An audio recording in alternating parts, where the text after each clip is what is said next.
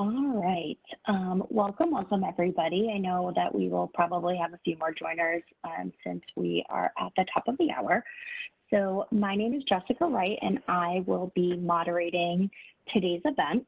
I have been with Corning for almost 6 years now, spending most of my time with campus and events, but I also primarily manage our talent communities. So if you've ever been to our booth at a career fair, you'll have received follow-up emails and newsletters from me. A few housekeeping notes. Everyone will be placed on mute, so we ask that you remain on mute for the duration of the presentation. We would like this to be interactive and engaging, so please feel free to send questions in the chat. If you're unsure how the chat function works, I did post a quick question just to see where everybody was sitting today. And there's a little bar that pops up at the bottom of your screen in the window, and the chat will be located on the right side of the screen. You can adjust the view so you can see more than a couple lines, and we highly encourage video from everybody, so don't be shy. In today's session, you'll learn more about Corning's Environmental Technology Group and how we're doing our part to make the world a better place. Following an overview of the CET division, you'll hear from experts Alex Ryan and Tom Dubatz on important initiatives they work and live every day: engineering design safety and clean air. So with that, Tom and Alex, I'm turning it over to you. Okay, good morning, everyone. My name is Alex Ryan. Thanks for having us. Just a quick snapshot of me here. I'm the Environmental Health and Safety Manager for CET. Been with Corning coming up on 9 years, and before Corning, I worked 8 years as an environmental engineer consultant. Environmental engineering bachelor's degree from SUNY ESF up in Syracuse, New York. And, really was attracted to Corning because of its reputation for just having a lot of potential professionally and personally as a career. So that's what drew me in. And with my almost 9 years now with Corning, it's always exciting to set out to accomplish something that's very difficult, very challenging. Working with a rock-solid team, putting a good plan together and watching it happen. So to me, that's my highlight here with Corning. Next slide. I'll let Tom introduce himself. Yeah, I'm Tom Dubatz, and I'll be partnering with Alex this morning to talk to you about our division and what we do with cleaning the air. I am the Green End Technology Manager, and as you'll see later in the presentation, we work with ceramic materials, and anyone familiar with ceramics knows that before sintering, everything is considered green. So Green End Technology is everything from raw materials through creating a good or manufacturing a good green piece. And you can see my educational background. Why Corning? Well, back then, probably like many of you, I won't say that I had a great career plan or expectations. I really thought I wanted to work in the automotive industry or heavy equipment with a mechanical background and mechanical interest. And Corning was close enough to home, and it looked like a good starting position, and I took it.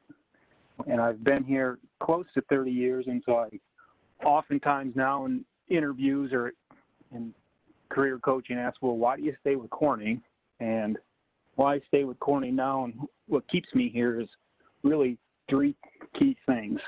Our corporation is values driven, and they're not just values on a piece of paper that we say, oh, we can check that off. They're values that actually guide our leadership and guide us in our decision making, and it's really terrific to know that we have a common set of values within the corporation that lead and guide us. Two, regardless of what position I've been in or what job I've had or where I've worked, I find that Corning hires really driven, results-focused, technically deep, fundamental people that are a pleasure to work with. And so that's another common theme. And then last, and what you'll see in our presentation, hopefully, is you'll think that these technologies make a difference. And so when you look at fiber cable and what bandwidth and the internet have done to the world, and then as you see our presentation on what this technology is doing to clean the air. We just work on some really interesting and cool stuff. Career highlight is this was a new product startup that we scaled out of development into manufacturing. It was just a great career opportunity dealing with the rapid change, the uncertainty, and the ability to see us take a product that was made in less than hundreds and grow it to tens of thousands of pieces within a couple of years was just really rewarding. The other career highlight that I didn't mention here, but I also really enjoy is I make it a commitment to try to grow the people or work with the people around me, because I fully believe that the organization doesn't get better unless each and every one of us as individuals gets better. And so equally rewarding to me is when someone stops me in the hallway or comes by and says, "Hey, thanks. I'm better because of this," or "Thank you because you helped me and I really nailed that presentation." So when I see people achieve and they come back and say, "Thanks for the help," that's a rewarding part of my career, is to be able to see others grow and to be better at their jobs because of how I can help them. And then last, a recent book I'd recommend is Dare to Lead by Brene Brown. And although it has leadership in the title, my view of leadership in this book isn't necessarily CEO and high-level leadership. Her book is really about how each and every one of us can be leaders in our own sphere in what we do. And the key point here that I think is so important in this book is she outlines how individuals within organizations really should work and communicate and interact with each other, and that's foundational. And so I just found this book very put into words what I see in and around me, but she does a nice job in defining how we should work as individuals and for success and for efficiency. And so that, if you haven't read that book, I highly recommend it. So thank you. Okay, just a quick kind of high-level bullets of what we're going to be covering today is I got a couple slides on a corporate overview and how CET fits within that. Tom's going to walk through some clean air discussions, and then I'll bring it back with one initiative on how we design for safety in our manufacturing processes. Just give you a quick overview on that. So next slide, please. So a quick overview of Corning. It's been around since 1851. Really is a world leader in innovation of material sciences. We have some of the best and brightest material science technical experts in the world that develop and problem solve with materials for just fascinating things. 50,000 employees. Last year, close to $12 billion in sales, and number 277 on the Fortune 500 ranking. Okay, next slide. You know, looking back into the 1800s, you can see how we've applied some material science for some things that are part of our everyday lives. Still, you know, whether it's lab safety, whether it's display, communications. 1972 here you see some ceramics that have been around and continue to evolve. That's what Tom and I will be talking about today. Next slide.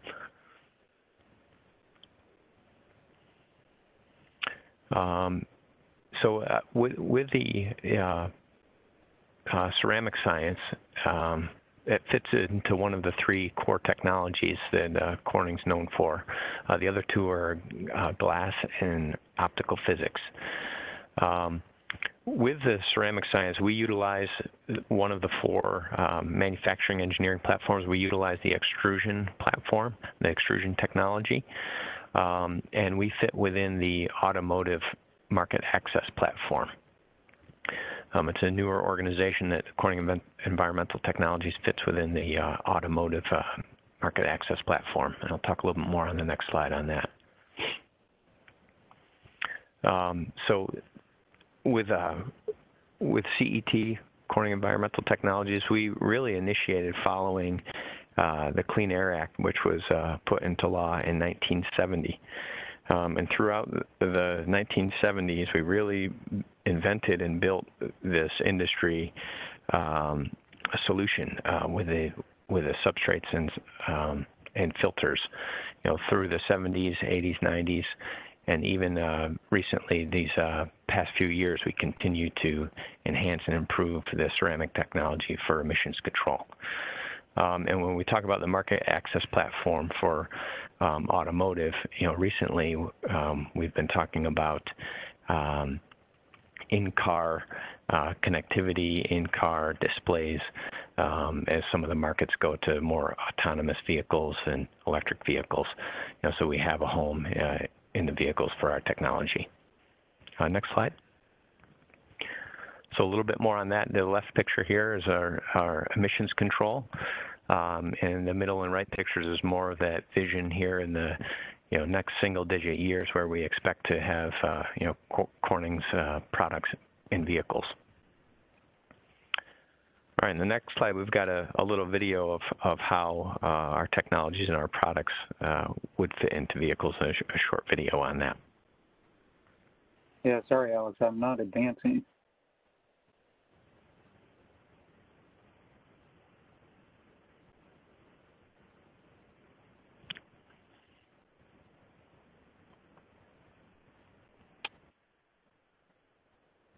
Well, I'm going to be frozen on this slide momentarily. While we're waiting, do we have any questions so far? No questions as of yet.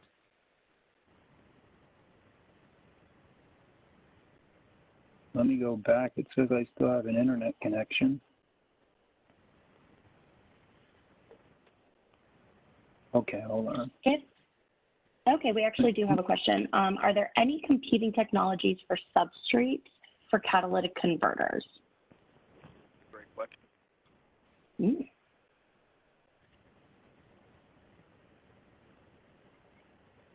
Tom, do you want to take that one?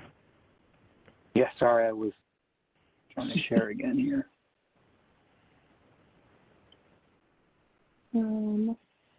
Yeah, maybe Alex. So I cover a little bit about that in our business, but a lot of Corning industries, and ours included, is a high capital investment, and so because of the high capital investment, there are a few main players in the world of mobile emissions, and Corning happens to be one of those. Our competitors make a very similar product out of the same material. There are also competing technologies where metals are used. It creates the same, as you'll see, the same filter or substrate catalytic converter, but they use metal versus ceramics, and it's kind of a choice. It's the other thing, if you look bigger picture of what's a threat to the business, is electrification of vehicles, which is a competing technology, if you will, but when it comes directly to the business, it's us and a handful of other key manufacturers that are in the emission solutions business.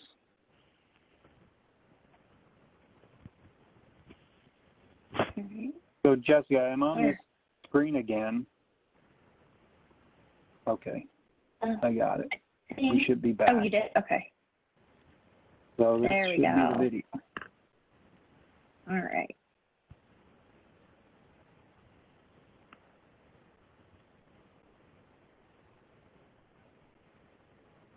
And this talks about the platforms that Alex talked about. Is our business is almost 50 years old, and it started with the catalytic converters and the emission controls. In the past few years, what Corning tries to do is use adjacent technologies, which is Gorilla Glass here, which really has been primarily in the personal mobile devices and television businesses, but looking for application within vehicles.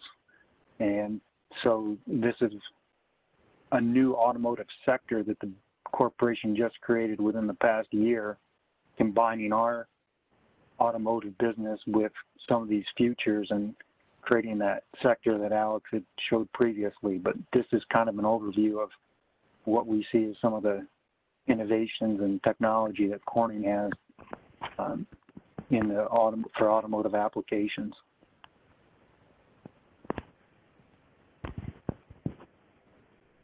Wants to play again. There you go. Get off this screen. Okay, so from that, what I want to do is cover some about our business and environmental technologies, talk to you some about, well, pollution and what makes up pollution, what our product does to clean the air, and show you some of a high-level view of how we make the product and how it functions. So environmental technologies is one of 5 or 6 divisions within Corning Incorporated. It was founded in 1974, which it was generated by the Clean Air Act that the EPA established in the United States, and is what launched the business. You'll see in the next slide that we have a global footprint, primarily in Asia, Europe, and the Americas, about $1.5 billion in sales, and if you remember Alex's slide, Corning is right around $12 billion, so we're a bit over 10% of the corporate sales. Produced over 2 billion substrates since 1974. And one thing that Corning, as well as our division, holds very highly is our technology. And so you can see there's many patents over the past close to 50 years in this business and what we hold in the emission control technology. This slide is the global footprint. You can see the different colors between where we have a manufacturing facility, an R&D center, or sales location. And as I said, it's heavy in the Americas, heavy in the European continent, and heavy in Asia as well.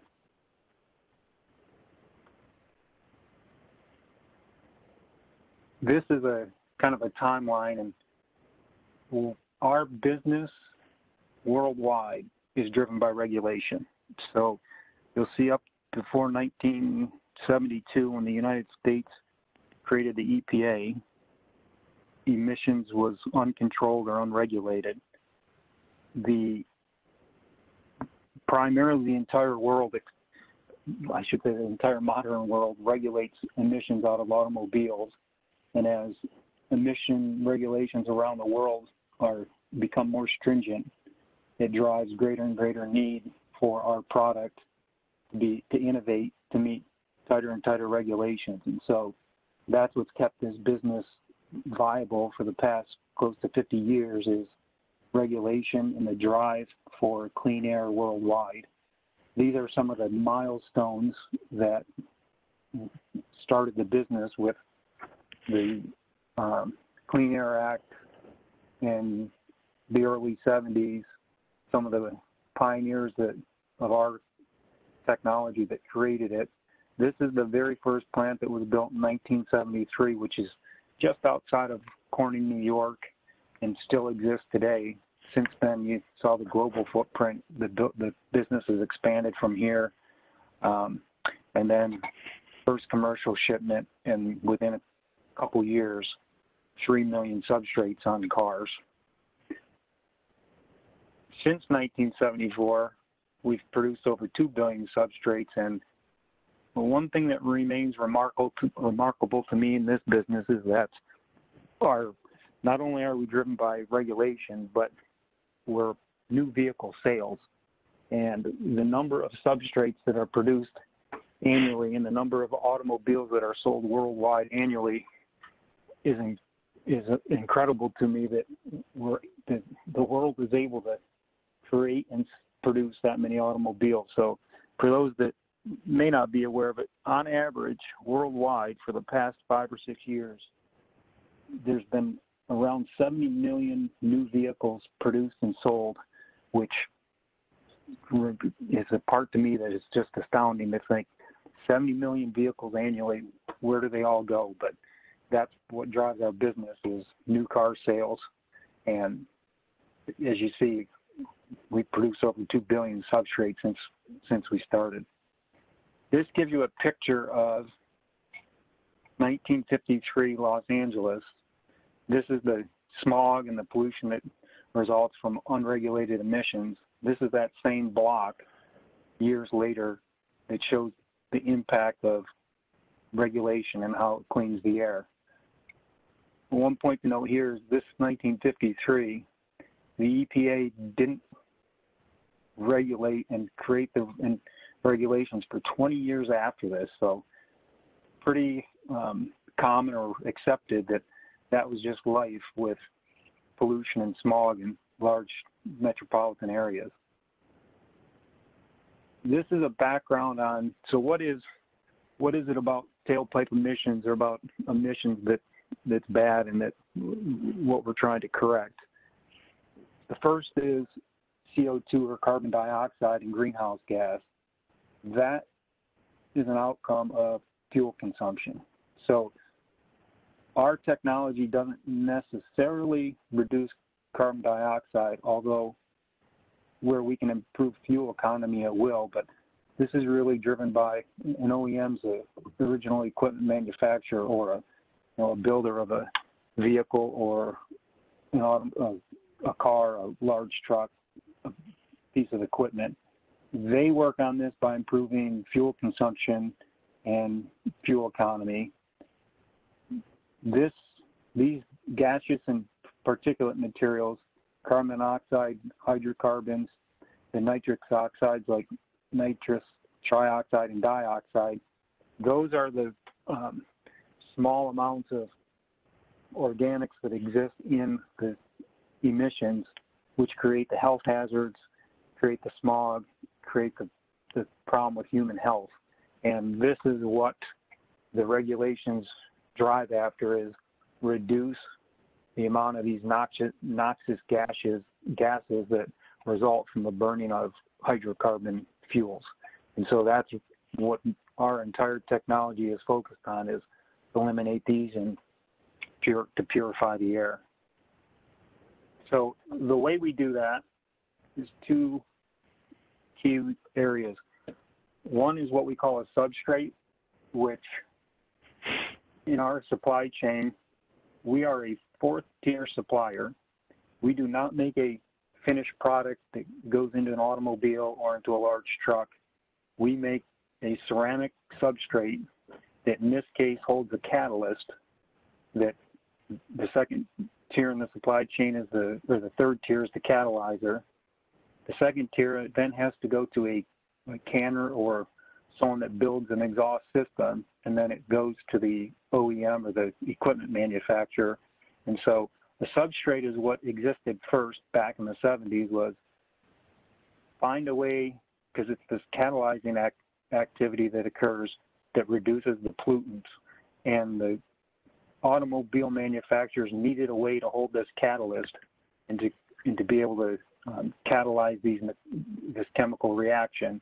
And someone asked about competition. There were two primary competing methods back then. One was our ceramic. The second one was they used steel ball bearings, and they packed the catalytic converter with steel ball bearings, and those were the two competing technologies. The reason ceramics won were a couple, but one problem they had with the ball bearings is that over time, due to durability issues as vehicles ran on various levels of road roughness, the ball bearings would actually pass through the system and exit the tailpipe, and so the can would end up being empty or not creating the catalyst activity that they needed. And so our ceramic technology, and it became the winning technology or the primary technology from there. After substrates, filters, and there's a couple videos in here you'll see this better, is that filters are focused primarily on diesel. And so although recently one of our new products, filters are being used on gasoline engines, but what filters do is filter out the soot or the black exhaust emission that you can see if you've ever been behind a long-haul truck on the highway 10 years ago before filters went into place, and you see that heavy black plume of soot. Filters actually trap that soot, burn it, turn it into ash, and keep it contained, and also reduce those gases that we saw in the other slide. Markets where we play: automobile, heavy duty would be long haul trucks, and also heavy duty includes off-road. So farm and construction equipment has now been regulated worldwide on an increasing level. This is what started in the 70s. The heavy duty business came in 15 or 20 years ago, and then off-road has been a little more recently, probably within the past 10 years. But again, regulation is what drives these applications.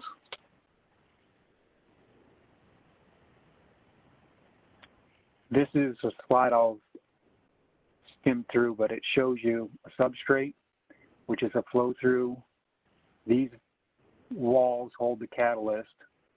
A filter, we plug every even hole on one face, every odd hole on the other face. It forces the exhaust gas through the membrane wall, captures the soot, and then allows the clean air to exit on the exhaust side of the filter. A key design feature in this that we talked about, and I said we typically don't work so much in the greenhouse gas emission, but in order for these to work efficiently, what a OEM desires is high surface area, so as many webs or cell structures that they can pack into a contained space for the catalyzing efficiency. But the problem is as you increase surface area, you can imagine you also increase back pressure, so that as surface area increases, back pressure on the engine increases, and the disadvantage of back pressure is fuel consumption. So more back pressure on the engine does not run as clean or as efficient. And so there's a balancing act within the design space to create surface area with lower back pressure. And so that's part of the innovation that we do throughout the years. Is back in the 70s, we were making products that were 14, 15, 16 mil web thickness, maybe 100 or 200 cells per square inch. Now our advanced products are 2 mil products, and they're 600 or 900 cells per square inch. So you can imagine how much more surface area in the back pressure reduction when you move from a 100 cell thick web product to a 600 cell very thin web product, and that's what drives our innovation. This is similar for heavy duty vehicles.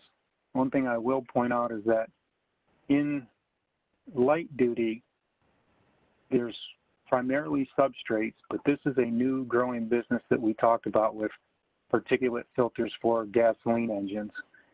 For those that are car enthusiasts, a direct injection engine that is more common in Europe, where fuel prices are higher, but they are gaining popularity in the United States. A direct injection engine has an injection port on each cylinder within an engine, where a multi-port injection injects fuel into a manifold that then gets conveyed into each cylinder. The direct injection engine is more efficient, higher fuel ratings, and therefore it's desirable when you're paying a high price for fuel. But the problem with that efficient burning of the fuel is that it creates a very fine particle, a finer particle than a multi-port engine.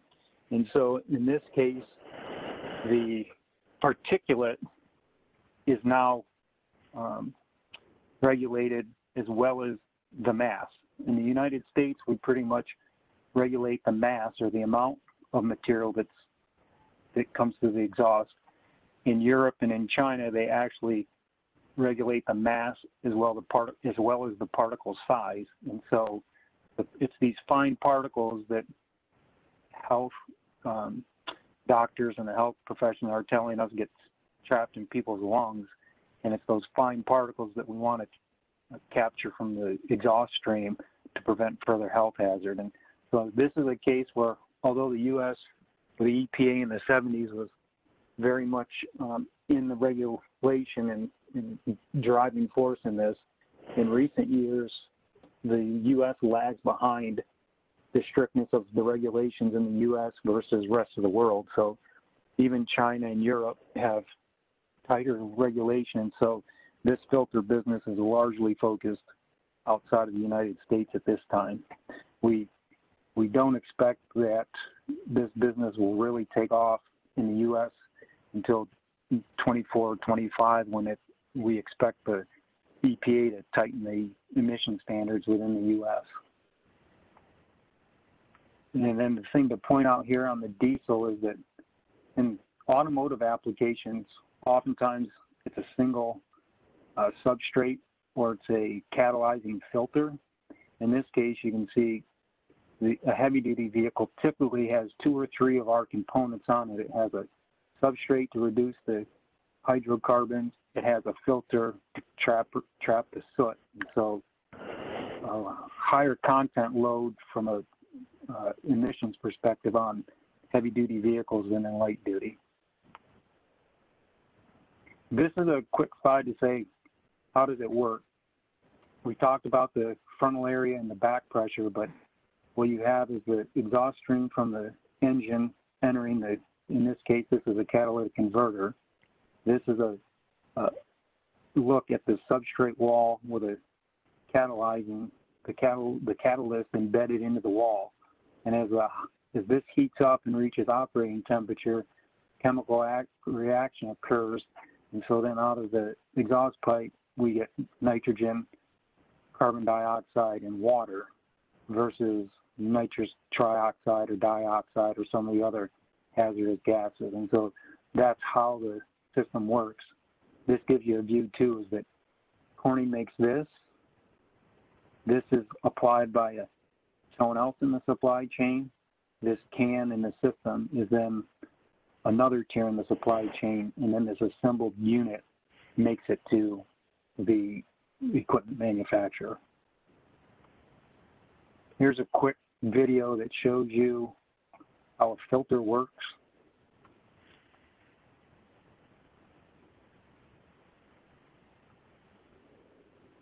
And this can be diesel fuel or gasoline engines, as we talked about in direct injection engines. This ceramic body, the same, similar between substrates and filters. What really makes it is the filter are these plugs that we place in alternating channels to force the exhaust stream through these membranes.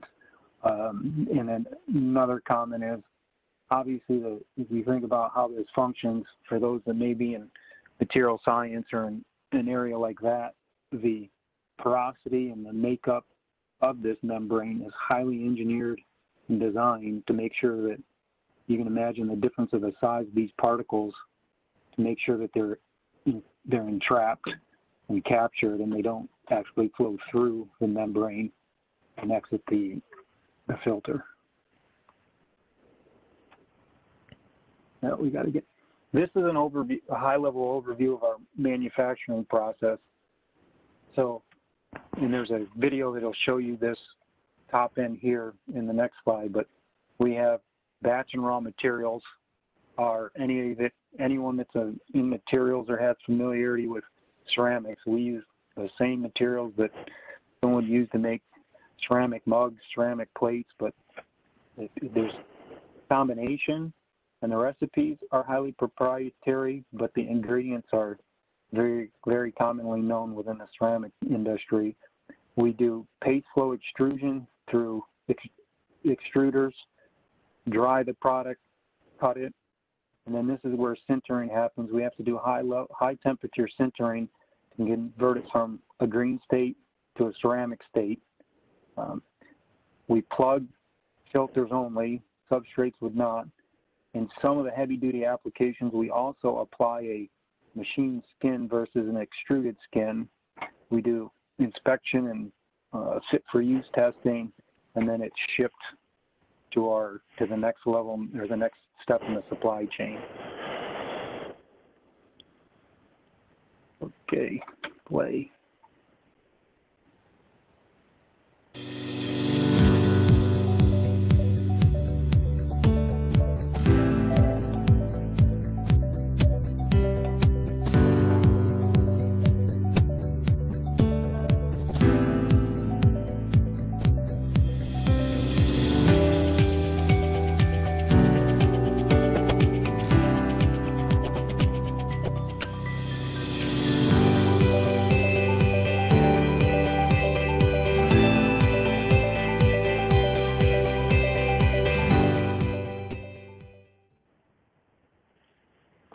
that's a video you can find on YouTube, but it shows the front end of our process where we turn powdered materials into a paste, extrude through a die, and then create the green piece that I talked about that gets sent to further processing.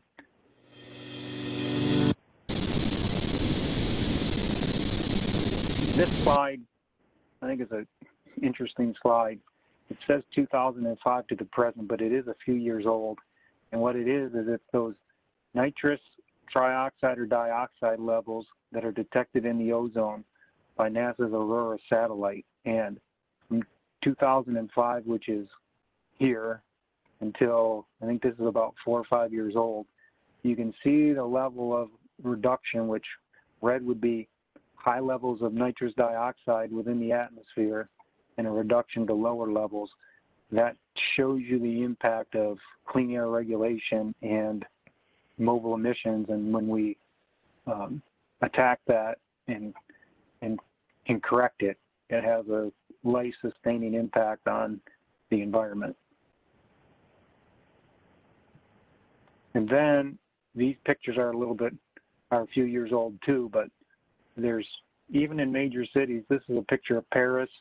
So around the world, and we can put slides in here in the U.S. as well, as I talked about, for tighter regulations, but there's still plenty of opportunity around the world for clean air, and that is where a lot of our business is focused, is continuing to clean the air until we have an impact, and as we saw on that previous slide, but certainly lots of opportunity. And that's completes the portion of kind of the basics of clean air and our technology. Questions from anyone? So we did actually get a couple questions. So the first one was, is Corning's emission controls technology used on cars abroad? Yes.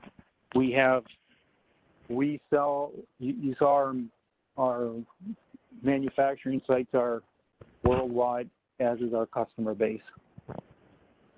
Awesome. And then we another sell question. globally. Oh, perfect. Sorry, did not mean to interrupt. No, that's okay. Okay, so then our other question was, do the filters saturate? And if so, how often do they need to be replaced? The substrates for the catalyzing effect do not saturate. Typically, if they fail, what will happen is there might be a durability failure where the ceramic actually cracks, or in some cases, the fuel may poison the catalyst, and that's why someone would have to replace the catalytic converter on a car that doesn't pass their emissions inspection.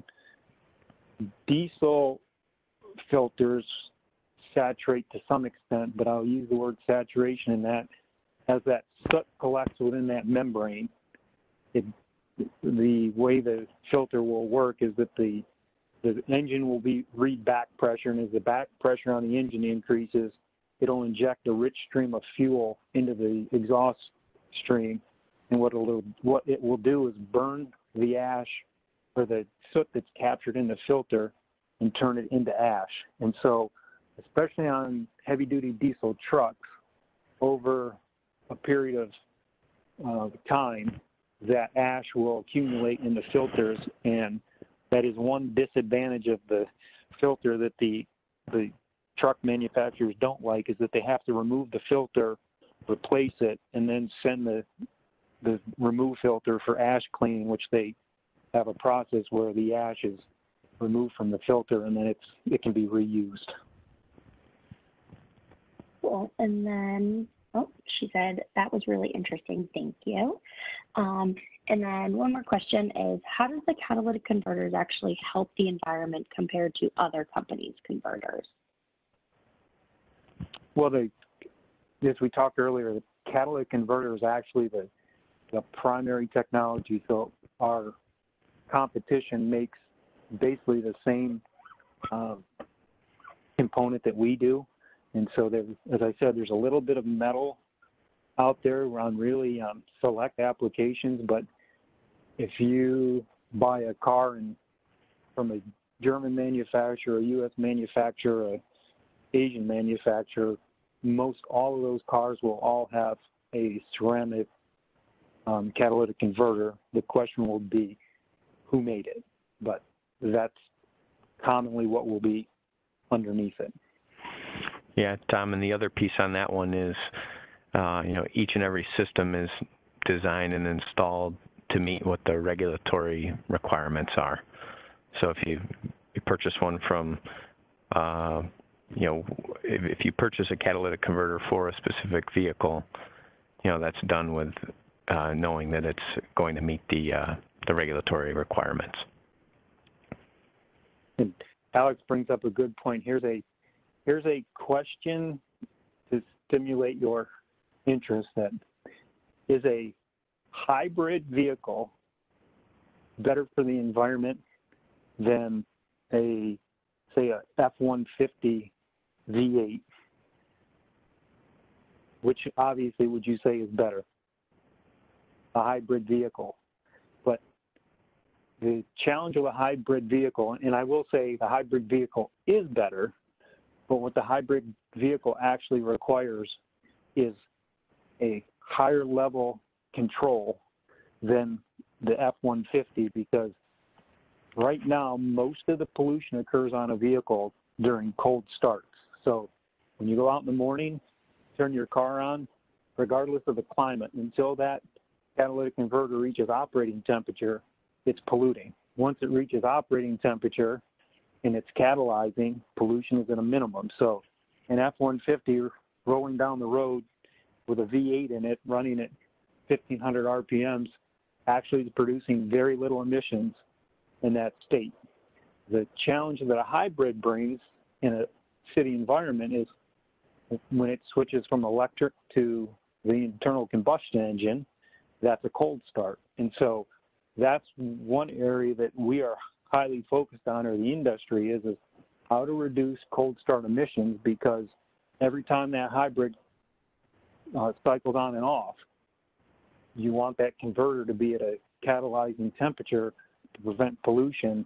And in the current design, because we use the exhaust stream to heat the catalyst, we need the internal combustion engine running to maintain that temperature. And so that's an interesting tidbit I'll leave you, is that hybrids are good, but hybrids challenge this technology and challenge pollution requirements because of that multiple stop-start feature that occurs during electric operation.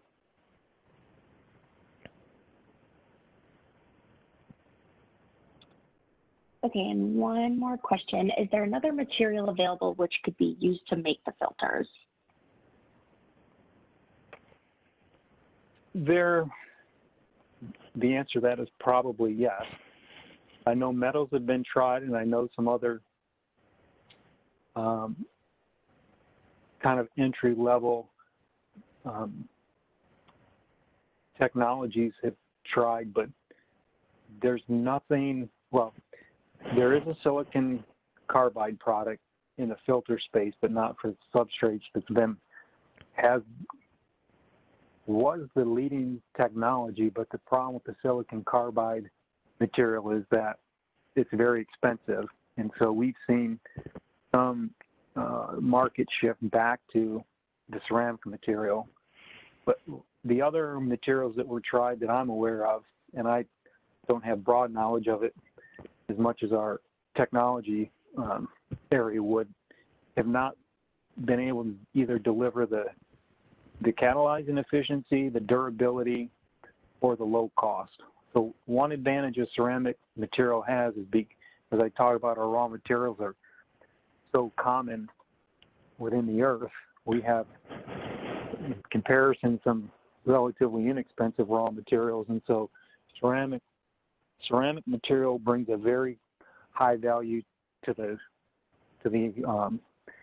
OEMs, and it brings the membrane or the porosity that we need and can control to the ceramic material. So it's hard to create the filtration efficiency and the properties that you need in an acceptable cost.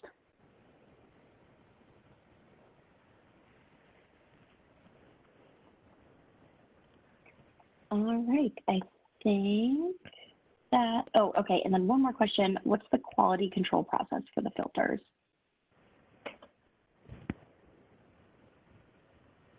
Quality control exists of a couple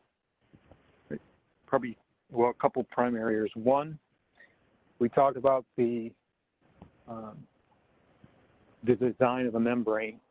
So a filter won't work if the porosity and the characteristics of that wall that the gas flows through are incorrect. So we do extensive physical property testing on the material. There's a lot released before it leaves. We do thermomechanical testing on it because the durability is if a ceramic breaks within the can, then obviously it fails, and nobody wants that to happen. And so we do durability testing. We also do another fact or a feature that's very important to our customers is I showed you the picture of those plugs. The quality of the plug and the integrity of the plug is, you can imagine, very critical to make sure that those gases don't flow directly through that filter. They have to get blocked and trapped and forced through the membrane wall. And so we do testing around the plugs and what we call filter integrity to make sure that the filter functions as a filter and not a flow-through converter like a catalytic converter. All right, and then this will be the final question just in the interest of time so we can move on to Alex's portion. But I've heard that biofuels burn cleaner than diesel fuel. Do you know if this is true? Are there other emissions that need to be considered when burning biofuels? I don't have extensive background in this, but interestingly enough, I had a conversation with someone last week on biofuels, and yes, in principle, they burn cleaner. However, they do, like any fuel, have trace amounts of materials that we have to be aware of because of I talked about polluting the catalyst. If the trace amount of some of the like alkali earth or some of the other materials in there pollute or contaminate the catalyst, then it causes a failure. And so that's an area that I said I don't have as much experience in, but I know it's a factor to us that we have to make sure we understand and recognize that even a small amount of the trace material can have an impact on the catalyzing effect of the catalyst. All right, perfect. Thank you. That is the end of questions for that section, so I think we're good to move on to Alex's part. Okay, thank you. All right, thanks, Tom. So for the remainder of the presentation today, I mentioned I'm the Environmental Health and Safety Manager for the Environmental Technologies Division. One topic that's near and dear to me is designing for safety.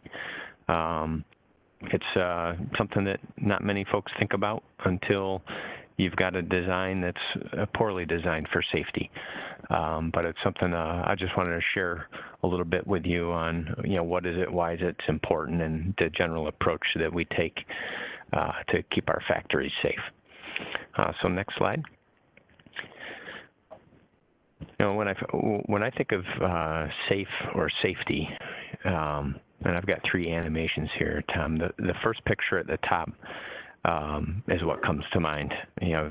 Children walking to school, crossing with the cross guard, with the cones and the high visibility and the flag and the stop sign. To me, that's what comes to mind for me for safe. So you click the animation, I give that one a check. When I think of not safe, I think of construction workers trying to get things done quickly and for a low cost. With the experience and the knowledge they have, taking risks, cutting corners, and that's my second picture there. So I give that one a not safe. The bottom picture is just a picture of a factory. It's not one of our factories, but it resembles work being done with people and machines and a mission. And the question is it safe or not? So, this is a question that we're forced to look at daily and make sure that we've got good strategies, good actions in place to keep things as safe as possible. So with this one, for this portion of the presentation, I've identified a symbol here that shows there is a risk or there is not a risk, and that needs to be identified. For the risks that are identified, they need to be assessed to say, is it a low, medium, or high risk? And then for the risks that are above what a appropriate threshold is, we need to control those risks. And if you do that well, then ultimately you do have a safe factory. So design for safety for us, when you consider a process, you consider a project, you consider an experiment, is we consider it by implementing a standardized systematic approach to the design, the build, the installation, the maintenance, and the operation of the manufacturing equipment and processes. We want to minimize risk. We want to maximize the safe operation over the life of the asset. So you think about something new, a new building, a new process line. You want to design it right. You want to build it per the design.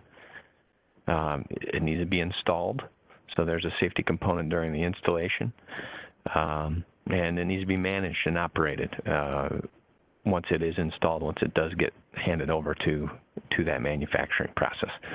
So those are the steps that we take a look at. And each and every one of those steps, you do this risk, identify, assess, control, and you do it with different teams. The design team, there's a few components to that. There's going to be some finance people that give you agreed upon scope and budget. There's engineers. There's a commercial team that says what this needs to be capable of, and certain rates, certain manufacturing output. And it's a different team for the build. For the install is more of a construction focus, and the manage is more of that manufacturing operations. But this model applies in any way. Next slide. Earlier in the presentation, Tom mentioned Corning being a values-driven company. The 7 values that we have for each and every one of our Corning locations is quality, performance, integrity, leadership, innovation, independence, and the individual. When I think about design for safety and I think about safety in general, I reflect on the individual value, and it's Corning's commitment to the individual. And on our next slide here, some of the expectations and things we observe when we consider the individual as, values diversity in backgrounds, styles, opinions, people who take the responsibility for their own development, people that really contribute to colleagues and coworkers. And the last one here is people taking a responsibility to help create this safe and organized work environment. So that's the one that I really lean on the most in terms of getting after this design for safety. This slide here shows what a general risk profile of some different common equipment and processes in manufacturing would be. And I look at this one in the uncontrolled likeliness of a risk becoming a reality for us. And what I mean by that is, if we have conveyors, for an example, that we bought from a conveyor supplier and we put them in our factory, well, there's a pretty good likeliness that something with a medium to high severity is going to happen that we don't want. Now, and that goes the same whether we're talking about our kilns, some raw material, combustible dust, high voltage electricity in general. And then you get on some of the softer things like, are our employees too hot while they're working? Is it too noisy? Is there dust blowing in the air? How about ergonomics? and more and more these days working around robotics. Each and every one of these components has a risk profile with them, and in the uncontrolled likelihood, it's all over the board. There's high, medium, and low risks. What does stay static in our factories is we do have complex processes. Tom went through those. Engineering these substrates and filters is complex. We move quickly with our customers' requirements, with changing in regulations. And things are changing all the time, and it takes a lot of workers to make all this happen. So you can imagine with our systems, our processes changing often, we are floating around in this risk matrix here of what is acceptable and what is not acceptable. And it's important that we design for safety in a controlled method so we're not stuck in this we don't know area. So the next slide is the ideal. This is where we want to be. This is where we always strive to be relative to, understanding our risks, controlling the high risks to bring things down into this lower left corner where ideally this does not ever happen or happens so frequently, and if and when it does happen, the severity is relatively low. So that's really just kind of what we're trying to accomplish with this design for safety. Next slide. So how we do it in the design and the build portions of the approach is we use a couple tools, and I've got a couple here as an example. One is a potential problem analysis. You sit down with a cross-functional team and you say, this is the piece of equipment or this is the process that we're looking at. What could go wrong? And you've got engineers in there, you have operations people in there, you have business people in there, you might have some mechanics and electricians in there, or people that might actually be utilizing this equipment, running this process for you. And then you take the considerations from that potential problem analysis and you put controls in for the ones that are likely to happen and likely to be in medium to high severity. The other is this failure modes and effects analysis, running through that tool to understand, hey, things break. Well, when things break, what's the severity of things breaking, whether it's your process breaks, your machine breaks, or anything along those lines. Maybe it's something that's going to cause someone to lift something heavy in an awkward position. Well, then you want to account for that in that failure modes effects analysis. And that helps you understand where your risks are and where to invest time and improvements to improve that risk position. So that's the upfront portion. The next slide here is talks to some of the controls. So once you have your risks understood, it's time to implement some controls. And we rely on this hierarchy of controls model that basically says your best risk control is at the top of this hierarchy. If you can eliminate something that's a risk, well, you've just taken a high risk and you've dropped it to zero. That's the best you can do. But substitution and engineering controls are often very close second. If you could take something that's high hazardous and substitute it for something that's a lower hazardous, maybe perhaps a chemical, that's a win. And an engineering control is something that you could remove the person from the process altogether, let's say. We use these light curtain motion sensors that if someone were to say put their hand close to where harm's way would be, well, this light curtain detects their hand and it shuts the machine off. That would be an engineering control. And these three, in terms of the elimination, substitution, and engineering controls, often occur in the design build phase as well. The next slide talks a little bit to the administrative controls and PPE, which is more heavily considered and implemented in the installation, in the manage or the operational side of the project or the equipment install. And these types of controls are also important because you need to have procedures, policies, you need to have tools to complete the job. And it's important to wear safety glasses and steel-toe shoes in a manufacturing environment. Gloves if there's a chance that there may be a way to scratch your hand or cut your hand on something that wasn't able to be, fully eliminated or substituted in terms of the design and the installation. So, between the design work, between the operational controls, you have a nice belts and suspenders list of controls that helps keep you safe for the project all the way through from start to finish. So the last slide I have here is kind of back to the first. So, what is safe? The crosswalks, absolutely. People rushing to get the job done, rather than trying to think through it from a what could happen standpoint, absolutely not. And then, when I look at the factories, that's what this whole design for safety process is all about. We want to give that one a check too. And that's why we implement it. That's why we spend the time and, also link to the Corning values of the individual and, all of our colleagues. And that's it.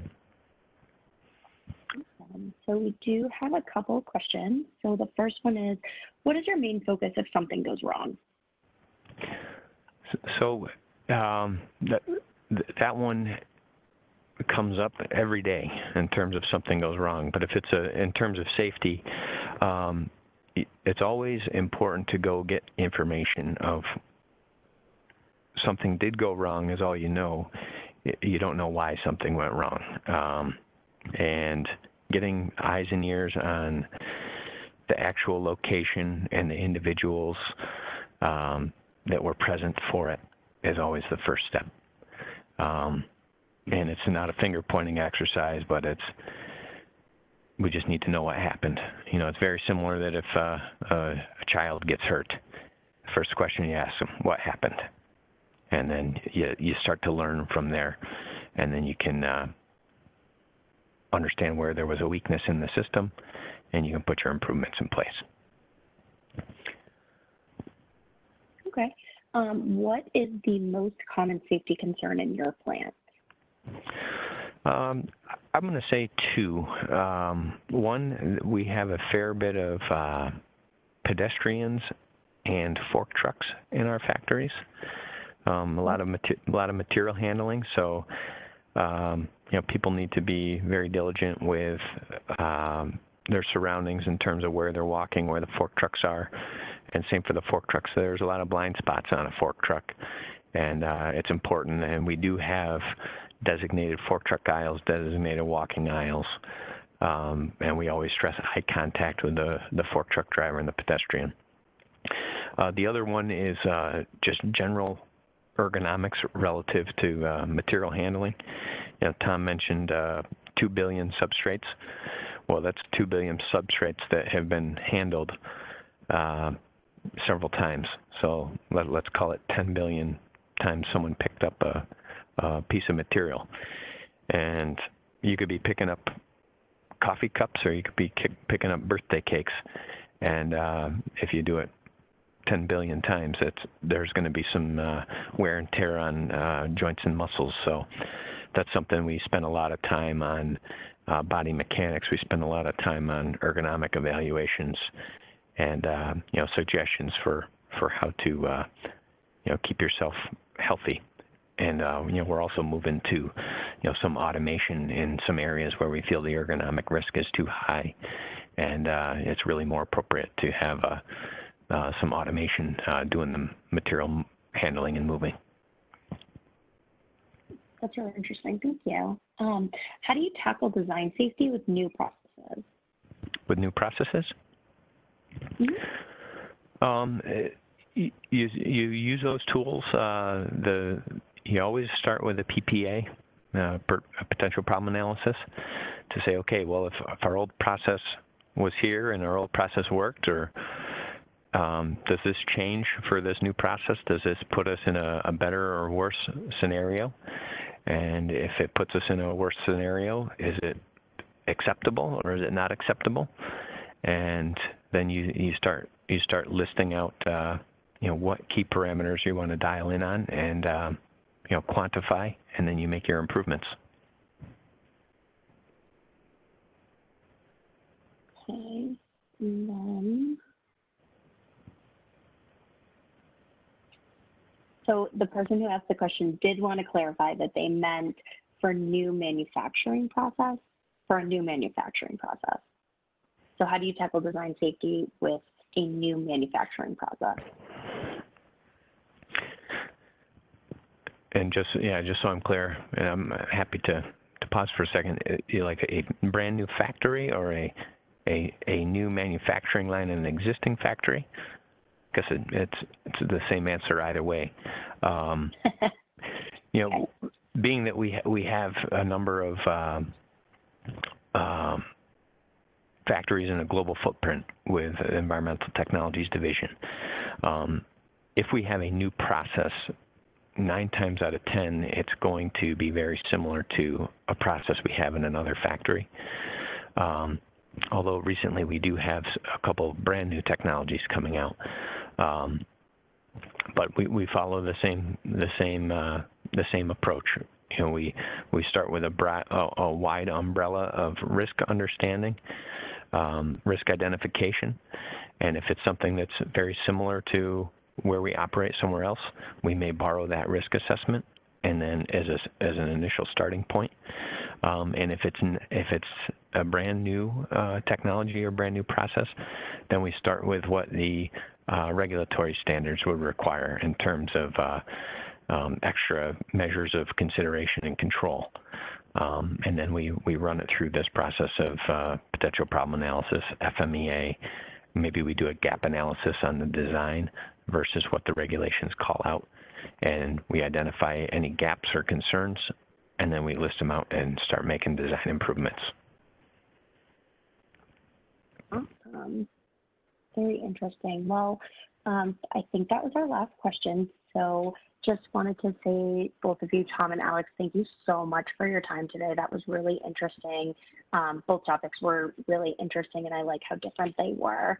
As mentioned, for the attendees, this recording will be available by the end of the week. We do apologize for the delay in sending out the recordings, as we've experienced technical difficulties with uploading them in a place to host them. So we're currently working through this, and they should be available by the end of the week. So thank you all for your time today, and thank you for joining us. Thanks, guys. Thank you. Yeah, thank you so much.